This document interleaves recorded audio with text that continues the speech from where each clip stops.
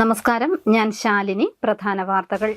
പുതിയ അധ്യയന വർഷത്തേക്കുള്ള പാഠപുസ്തകങ്ങളുടെ വിതരണം തുടങ്ങി. വിതരണ ചുമതല കുടുംബശ്രീക്ക്. ആദ്യം വിതരണം ചെയ്യുന്നത് 2, 4, 6, 8, 10 ക്ലാസുകളിലെ പുസ്തകങ്ങൾ. ഇനി വ്രതശുദ്ധിയുടെ 30 പുണ്യദിനങ്ങൾ. വിശുദ്ധ റമദാൻ വ്രതത്തിന് തുടക്കം. പകൽ ആഹാരാദികൾ വെടിഞ്ഞ് പ്രാർത്ഥനയോടെ ഇസ്ലാം മതവിശ്വാസികൾ.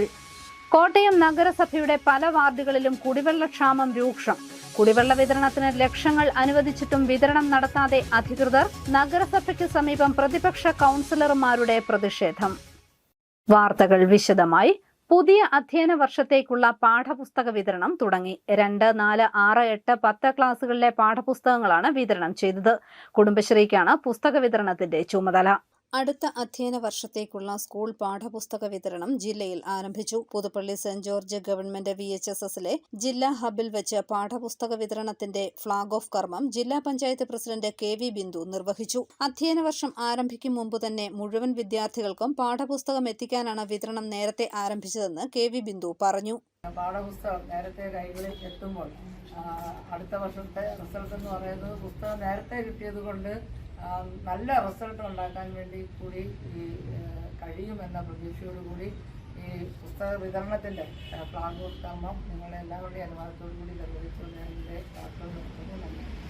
കുടുംബശ്രീക്കാണ് പുസ്തക വിതരണ ചുമതല. വിവിധ സ്കൂളുകളിലെ 251 സൊസൈറ്റികൾ വഴിയാണ് ആദ്യഘട്ടത്തിൽ വിതരണം നടത്തുക. സിലബസിൽ മാറ്റം വരാത്ത 2, 4, 6, 8, 10 ക്ലാസുകളിലെ പാഠപുസ്തകങ്ങളാണ് ആദ്യം വിതരണം ചെയ്യുന്നത്. ജില്ലയിലെ 910 സ്കൂളുകളിലേക്കുള്ള 3,81,283 പാഠപുസ്തകങ്ങളാണ് ആദ്യഘട്ട വിതരണത്തിന് തയ്യാറായിട്ടുള്ളത്. സിലബസ് മാറി പുതിയ പുസ്തകങ്ങളായി പരിഷ്കരിച്ച 1, 3, 5, 7, 9 ക്ലാസുകളിലെ പാഠപുസ്തക വിതരണം രണ്ടാം ഘട്ടത്തിൽ ആരംഭിക്കും. ജില്ലയിലാകെ 13,64,479 പുസ്തകങ്ങളാണ് വിതരണം ചെയ്യുന്നത്. മെയ് 15-നകം പുസ്തക വിതരണം പൂർത്തീകരിക്കാനാകുമെന്നാണ് പ്രതീക്ഷ. പുസ്തക വിതരണ ചടങ്ങിൽ പുതുപ്പള്ളി ഗ്രാമപഞ്ചായത്ത് അംഗം CS സുധൻ അധ്യക്ഷനായി. വിദ്യാകരണം ജില്ലാ mission coordinator KJ Prasad, Kudumbashree ജില്ലാ programme manager KK Kavitha, Puthuppally saint George VHSS headmistress Anitha Gopinathan തുടങ്ങിയവർ പങ്കെടുത്തു. News bureau, Kottayam.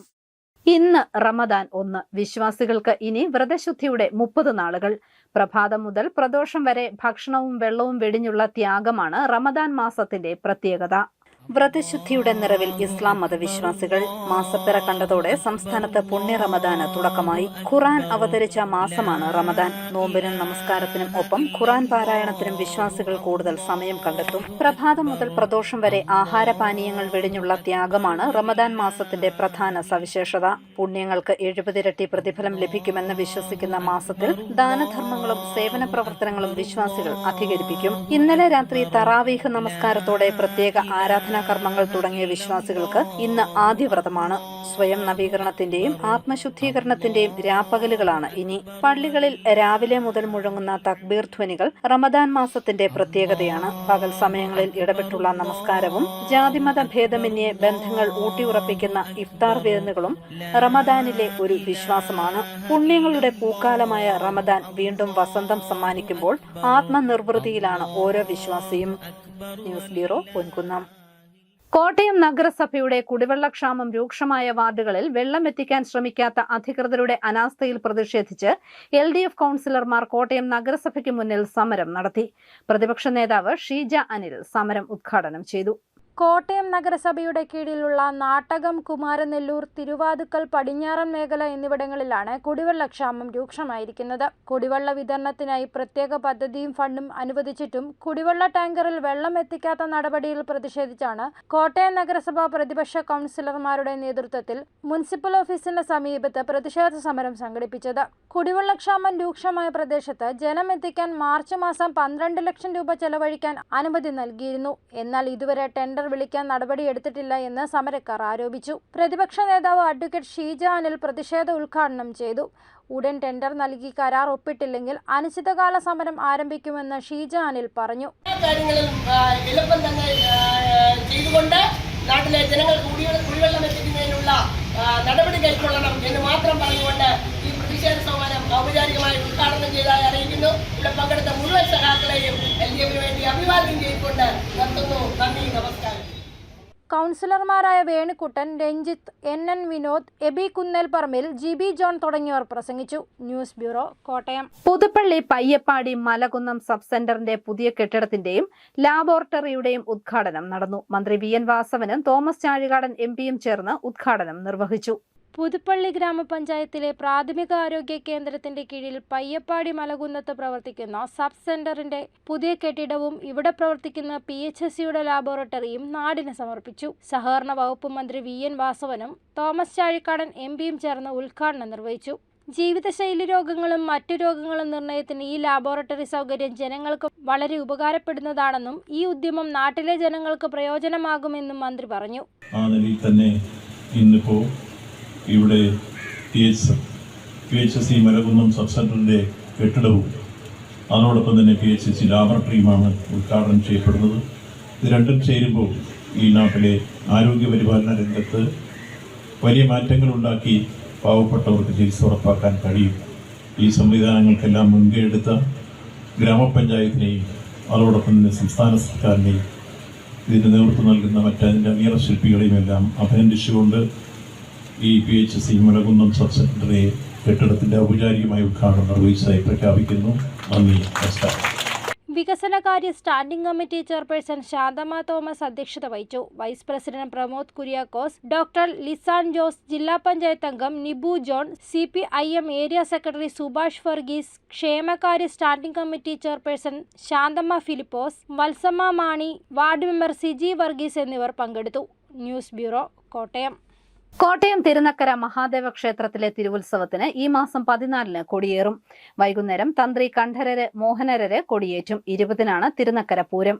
തിരുനക്കര ശ്രീ മഹാദേവ ക്ഷേത്രത്തിൽ ഈ വർഷത്തെ തിരുവുത്സവം മാർച്ച് 14 കൊടിയേറും. വൈകുന്നേരം 7 മണിക്ക് തന്ത്രി കണ്ഠരര് മോഹനരര് കൊടിയേറ്റും. 20 തീയതിയാണ് തിരുനക്കര പൂരം. 21 വലിയ വിളക്കും 22 പള്ളിവേട്ടയും നടക്കും. 23 തിരുആറാട്ട്. ആദ്യത്തെ 8 ദിവസം ഉത്സവബലിയും 5-ാം ദിവസം മുതൽ കാഴ്ചശ്രീ ബലിയും വേലസേവയും നടക്കും.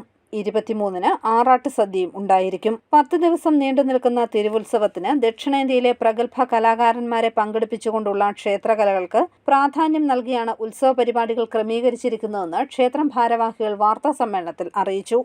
ശ്രീ മഹാദേവന്റെ പൈങ്കിരി ഉത്സവം മീനം 1 മാർച്ച് 14 കൊടിയേറി, മീനം 10 മാർച്ച് 23 ആറാട്ടോടുകൂടി സമാപിക്കുകയാണ്.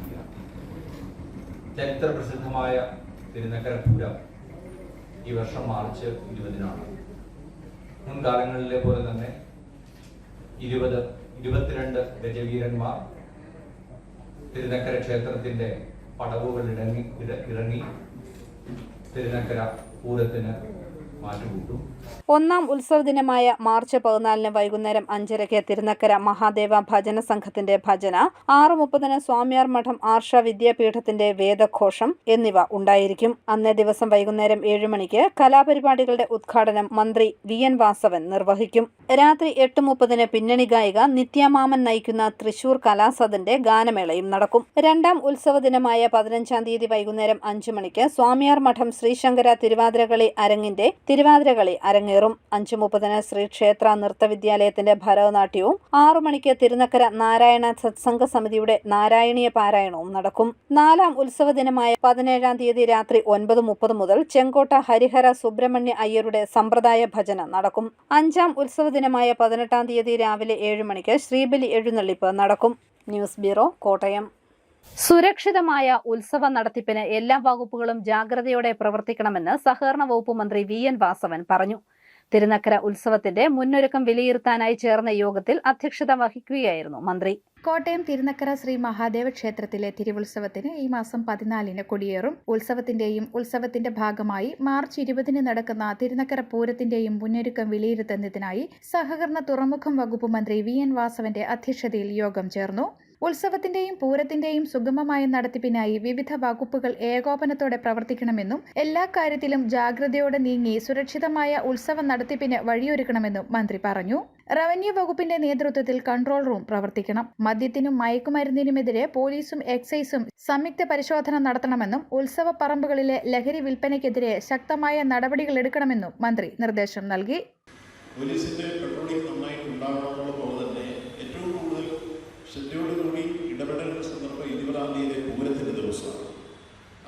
പട്ടികയിലേറെ നമുക്കിവിടെ പറഞ്ഞതിൽ കൂടുതൽ പോലീസ് വേണ്ടി വരും. നല്ല ജാഗ്രതയോടുകൂടിയുള്ള നീക്കങ്ങൾ കാരെക്കൂട്ടി പ്ലാൻ ചെയ്തിട്ടുണ്ട്.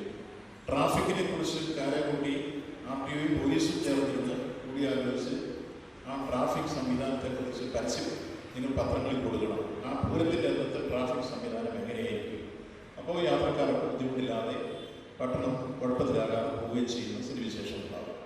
എക്സൈസുകാരുടെ സാധാരണ റൊട്ടീൻ ചെക്കിംഗ് പോരാ, നിങ്ങൾ തന്നെയല്ലാതെ പോലീസിനെ കൂടെ കൂട്ടി ഒരു ജോയിന്റ് ചെക്കിംഗ് ആ രൂപത്തിലേക്കുള്ള ഒരു നീക്കം വന്നെങ്കിൽ ഉത്സവ പറമ്പുകളിലെ ലഹരി പദാർത്ഥങ്ങളുടെ വിപണന സാധ്യത കുറച്ചെങ്കിലും രൂപീകരിക്കാൻ നമ്മൾ വിചാരിച്ചാൽ ഇല്ലാതാക്കാൻ പറ്റുമെന്ന് ഞാൻ വിശ്വസിക്കുന്നില്ല. മാർച്ച് 20 നടക്കുന്ന പൂര ദിവസം സുരക്ഷയും ക്രമസമാധാനവും ഉറപ്പാക്കാൻ കൂടുതൽ പോലീസ് ഉദ്യോഗസ്ഥരെ വിന്യസിക്കണം. ഉത്സവത്തിനെത്തുന്നവർക്ക് തിളപ്പിച്ചാറിയ കുടിവെള്ളത്തിനുള്ള സംവിധാനങ്ങൾ സ്വീകരിക്കണം. മാലിന്യങ്ങൾ അതത് ദിവസം തന്നെ നീക്കാൻ ശുചിത്വ മിഷനുമായി ചേർന്ന് നഗരസഭ നടപടി സ്വീകരിക്കണം. മുഴുവൻ സമയവും വൈദ്യുതി ലഭ്യത ഉറപ്പാക്കണം. സുരക്ഷ ഉറപ്പാക്കുന്നതിന്റെ ഭാഗമായി ക്ഷേത്ര പരിസരത്ത് ഒരു അഗ്നിരക്ഷാ വാഹനം സദാ സജ്ജമായി നിർത്തണമെന്നും മന്ത്രി നിർദ്ദേശിച്ചു. ക്ഷേത്രത്തിലേക്കുള്ള എല്ലാ വഴികളും ഗതാഗത യോഗ്യമാണെന്ന് പൊതുമരാമത്ത് വകുപ്പ് അറിയിച്ചു. ഉത്സവ സമയത്ത് ജല അതോറിറ്റിയുടെ ട്രെഞ്ച് വെട്ടൽ ഒഴിവാക്കും. ഉത്സവ നടത്തിപ്പുമായി ബന്ധപ്പെട്ട എല്ലാ കാര്യങ്ങളിലും ഹരിതചട്ടം നടപ്പാക്കുമെന്ന് തദ്ദേശ സ്വയംഭരണ വകുപ്പ് വ്യക്തമാക്കി. ആംബുലൻസ് സേവനം അടക്കമുള്ളവ ഒരുക്കുമെന്ന് ജില്ലാ മെഡിക്കൽ ഓഫീസ് അറിയിച്ചു. മൃഗസംരക്ഷണ വകുപ്പിന്റെ എലഫന്റ് സ്ക്വാഡിന്റെ പ്രവർത്തനവും ഉണ്ടാകും. തിരുവഞ്ചൂർ രാധാകൃഷ്ണൻ MLA, ജില്ലാ കളക്ടർ V. വിഘ്നേശ്വരി, ജില്ലാ പോലീസ് മേധാവി K. Karthik, sub collector D. Ranjith, assistant conservator of forest Shanthi Tom, ക്ഷേത്രോപദേശക സമിതി president PC Ganesh, Devaswom deputy commissioner B. Murari Babu തുടങ്ങിയവർ യോഗത്തിൽ പങ്കെടുത്തു. News bureau, Kottayam. പാലാ പുലിയന്നൂർ ജംഗ്ഷനിൽ കാറുകൾ കൂട്ടിയിടിച്ച് അപകടത്തിൽ ആർക്കും പരിക്കില്ല. ഒരാഴ്ചക്കിടെ 4ാമത്തെ അപകടമാണ് ഇവിടെ നടന്നത്. ഏറ്റുമാനൂർ പൂഞ്ഞാർ സംസ്ഥാന പാതയിലെ പുലിയന്നൂർ ജംഗ്ഷനിൽ അപകടങ്ങൾ പതിവാകുന്നു. ചൊവ്വാഴ്ച ജംഗ്ഷനിൽ 2 കാറുകൾ തമ്മിൽ കൂട്ടിയിടിച്ചു. അപകടത്തിൽ ആർക്കും പരിക്കില്ല. ഇടിയുടെ ആഘാതത്തിൽ 2 വാഹനങ്ങളുടെയും മുൻവശം തകർന്നു. പാലാ പോലീസ് സ്ഥലത്തെത്തി നടപടികൾ സ്വീകരിച്ചു. ഈ മേഖലയിലെ അപകട സാഹചര്യം അധികൃതരുടെ ശ്രദ്ധയിൽപ്പെടുത്തിയെങ്കിലും യാതൊരു നടപടിയും ഉണ്ടായിട്ടില്ല. പാലാ ബൈപ്പാസ് സംസ്ഥാന പാതയുമായി ചേർന്നിടത്താണ് അപകടങ്ങൾ ഏറെയും. 5 റോഡുകളാണ് ഇവിടെ സംഗമിക്കുന്നത്. പുലിയന്നൂർ കാണിക്ക മണ്ഡപത്തിൽ ബൈപ്പാസിലൂടെ വരുന്ന വാഹനങ്ങൾ അടക്കം പ്രധാന റോഡിലേക്ക് പ്രവേശിക്കുന്നിടത്തെ തിരക്കാണ് അപകട കാരണം. ഒരാഴ്ചക്കിടയിൽ 4 അപകടങ്ങളാണ് ഇവിടെ ഉണ്ടായത്. News bureau, Pala. പട്ടികജാതി വികസന വകുപ്പിന്റെ ഹോം സർവേ ബഹിഷ്കരിക്കുമെന്ന് ദളിത് ആദിവാസി സംയുക്ത സമിതി വാർത്താസമ്മേളനത്തിൽ അറിയിച്ചു. സംസ്ഥാനത്ത് ജാതി സെൻസസ് ദുർബലപ്പെടുത്തുന്നതിനുള്ള നീക്കമാണ് ഇപ്പോൾ സർക്കാരിന്റെ ഭാഗത്തുനിന്നും ഉണ്ടാകുന്നതെന്നും ഭാരവാഹികൾ കുറ്റപ്പെടുത്തി. പട്ടികജാതി വികസന വകുപ്പ് SC പ്രൊമോട്ടർമാർ മുഖേന ഡിജിറ്റൽ പ്ലാറ്റ്ഫോമിൽ മാർച്ച് 6 മുതൽ നടപ്പിലാക്കുന്ന ഹോം സർവേ പട്ടിക വിഭാഗം ബഹിഷ്കരിക്കും. സംസ്ഥാനത്ത് ജാതി സെൻസസ് വിഷയം ശക്തമായിരിക്കെ അതിനെ ദുർബലപ്പെടുത്തുന്ന നീക്കമാണ് ഇപ്പോൾ സർക്കാരിന്റെ ഭാഗത്തു നിന്നും ഉണ്ടായിട്ടുള്ളതെന്ന് ഭാരവാഹികൾ പറഞ്ഞു. സർവേയിലൂടെ പട്ടികജാതി കുടുംബങ്ങളുടെയും സങ്കേതങ്ങളുടെയും സ്ഥിതിവിവരങ്ങൾ ശേഖരിച്ച് വികസന വിടവ് കണ്ടെത്തി പദ്ധതി ആവിഷ്കരിക്കുമെന്നാണ് സർക്കാർ വാദം. ജാതി സെൻസസ് നടപ്പിലാക്കുന്നതിന് വേണ്ടി പട്ടിക വിഭാഗങ്ങൾ ഉൾപ്പെടെ 60-ലധികം സംഘടനകളുടെ നേതൃത്വത്തിലുള്ള ആക്ഷൻ കൗൺസിൽ ഇപ്പോൾ സമരത്തിലാണ്. ജാതി സെൻസസ് എന്ന ആവശ്യത്തെ അട്ടിമറിക്കാനും ഇതിനുവേണ്ടി ദളിത് പിന്നോക്ക വിഭാഗങ്ങളുടെ ഇടയിലുണ്ടായിട്ടുള്ള ഐക്യത്തെ തകർക്കാനുമാണ് തിരക്കുപിടിച്ച് സർക്കാർ ഇപ്പോൾ പ്രഖ്യാപിച്ചിട്ടുള്ള പട്ടിക വിഭാഗ ഹോം സർവേയുടെ ഉദ്ദേശമെന്ന് ഇവർ കുറ്റപ്പെടുത്തുന്നു. അതുകൊണ്ട് തന്നെ വീടുകളിലെത്തുന്ന വാളണ്ടിയർമാരോട് സെൻസസ് ആവശ്യം ഉന്നയിച്ച് സർവേ ബഹിഷ്കരിക്കാനാണ് പട്ടിക വിഭാഗ സംഘടനകളുടെ തീരുമാനം. അപ്പോൾ ഇത്തരം സ്ഥിതിവിവര കണക്കുകൾ പുറത്തു വന്നാൽ ചില വിഭാഗങ്ങളെ അസ്വസ്ഥമാക്കുന്ന കണക്കുകളാണ് എന്ന തിരിച്ചറിവ് നിന്നുകൊണ്ട് പല സമ്മർദ്ദങ്ങൾക്ക് വിധേയമായിട്ടാണ് ഗവൺമെന്റ് അത് ചെയ്യാറ്. അതുകൊണ്ട് ആ സമ്മർദ്ദങ്ങളെ മറികടക്കുന്നതിന് വേണ്ടിയിട്ടാണ് ഞങ്ങളിപ്പോ ഇതിന്റെ ഗുണഭോക്താക്കളായിട്ടുള്ള എല്ലാവരും കൂടി ചേർന്ന് പല ആക്ഷൻ കൗൺസിൽ രൂപീകരിച്ചിട്ടുള്ളത്. അതിന്റെ അടിസ്ഥാനത്തിലാണ് സർക്കാരിന്റെ ന്യൂനപക്ഷമാണ് ഇതിൽ, അവർക്കാണ് ഇതിന്റെ കൂടുതൽ ഗ്രേസ് കിട്ടേണ്ടത്. ഇവിടെ ഇപ്പൊ NSS പോലെയുള്ള സമൂഹങ്ങൾ അവരാണ് ഇപ്പൊ ഇതിനെ പ്രത്യക്ഷമായിട്ട് എതിർത്ത് രംഗത്ത് വന്നിട്ടുള്ളത്. ഇപ്പൊ നമ്മൾ ആന്ധ്രാപ്രദേശ് കർണാടക പരിശോധിച്ചാൽ അവിടെ ഒക്കലിംഗ, ലിംഗായത്ത് തുടങ്ങിയ സമുദായങ്ങൾ, ഇപ്പൊ DK ശിവകുമാർ ഉൾപ്പെടെ അവിടുത്തെ പ്രതിപക്ഷ MLA-മാരെല്ലാം അവിടെ ഒറ്റ നിവേദനത്തിലാണ് ഒപ്പുവെച്ചിരിക്കുന്നത്. അവർ നടത്തിയ സർവേയുടെ വിവരങ്ങൾ പുറത്തുവിടരുത് എന്ന് പ്രഖ്യാപിച്ചു. ഹിമാചൽ പ്രദേശിൽ കോൺഗ്രസ് ഭരിക്കുന്ന സംസ്ഥാനമാണ്, പക്ഷെ അവിടുത്തെ മുഖ്യമന്ത്രി കേന്ദ്രത്തിന് കത്തെഴുതിയിരിക്കുകയാണ്. 60% കൂടുതൽ മുന്നോക്കക്കാരുള്ള ഹിമാചൽ പ്രദേശിൽ ഇത് നടപ്പിലാക്കിയാൽ ഗുണം ചെയ്യില്ല എന്ന നിലയിൽ AICC അധ്യക്ഷന് കത്തെഴുതി. അദ്ദേഹത്തെ ശാസിക്കുകയും ചെയ്തു. അപ്പോൾ മുന്നോക്ക വിഭാഗങ്ങളുടെ ഇത് നീതിയുക്തമല്ലാതെ അനർഹമായി കൈവശം വെച്ചിരിക്കുന്നവരെ അസ്വസ്ഥമാക്കുന്ന കണക്കുകൾ പുറത്തു വരും എന്നുള്ളതാണ് പ്രധാനപ്പെട്ട പ്രശ്നം. അധികാരമുണ്ടായിട്ടും സംസ്ഥാനത്ത് ജാതി സെൻസസ് നടത്താൻ വിസമ്മതിച്ച സർക്കാരിനെതിരെ സമരം ശക്തമാക്കാനാണ് ആക്ഷൻ കൗൺസിൽ തീരുമാനം. ഇതിന്റെ ഭാഗമായുള്ള ജില്ലാതല സമരപ്രഖ്യാപന കൺവെൻഷനുകൾ ഏപ്രിൽ 3 ആരംഭിക്കും. കോട്ടയത്ത് നടന്ന വാർത്താ സമ്മേളനത്തിൽ KPMS general secretary Punnala Sreekumar, Dalit Adivasi സമിതി chairman KK Suresh, AK Sajeef, IR Sadanandan, KV Ajayakumar തുടങ്ങിയവർ പങ്കെടുത്തു. News bureau, Kottayam. Life mission ഭവനരഹിതർക്കായുള്ള വിപ്ലവകരമായ പദ്ധതിയെന്ന് തോമസ് ചാഴികാടൻ MP. പാലാ കരൂരിൽ പണി പൂർത്തിയായ 50 വീടുകൾക്ക് താക്കോൽ നൽകി സംസാരിക്കുകയായിരുന്നു MP. പാലാ കരൂരിൽ ലൈഫ് മിഷൻ വഴി വീട് പണിത 50 പേർക്ക് കൂടി പുതിയ വീടുകളുടെ താക്കോൽ ദാനവും 25 വീടുകൾക്കുള്ള അനുമതി പത്ര വിതരണവും നടന്നു.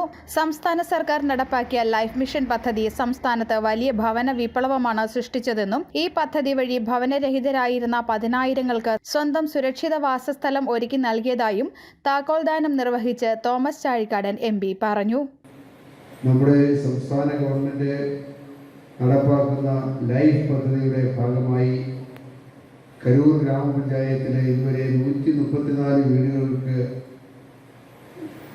വീടുകൾ നിർമ്മിച്ചു കൊടുക്കാൻ കഴിഞ്ഞു എന്ന് അറിയുമ്പോൾ എത്രയോ മഹത്തരമായ കാര്യമാണ് ഇവിടെ നടക്കുന്നത് എന്ന് നമുക്ക് മനസ്സിലാക്കാൻ കഴിയും.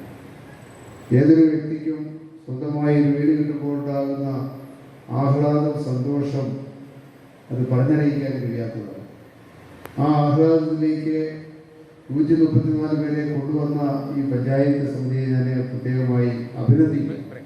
യോഗത്തിൽ പഞ്ചായത്ത് പ്രസിഡന്റ് അനന്യ രാമൻ അധ്യക്ഷത വഹിച്ചു. വൈസ് പ്രസിഡന്റ് ബെന്നി വർഗീസ്, ജില്ലാ പഞ്ചായത്ത് അംഗം രാജേഷ് വാളിപ്ലാക്കൽ തുടങ്ങിയവർ പങ്കെടുത്തു. കരൂരിൽ 134 വീടുകളാണ് ലൈഫ് പദ്ധതിയിൽ നിർമ്മിച്ചത്.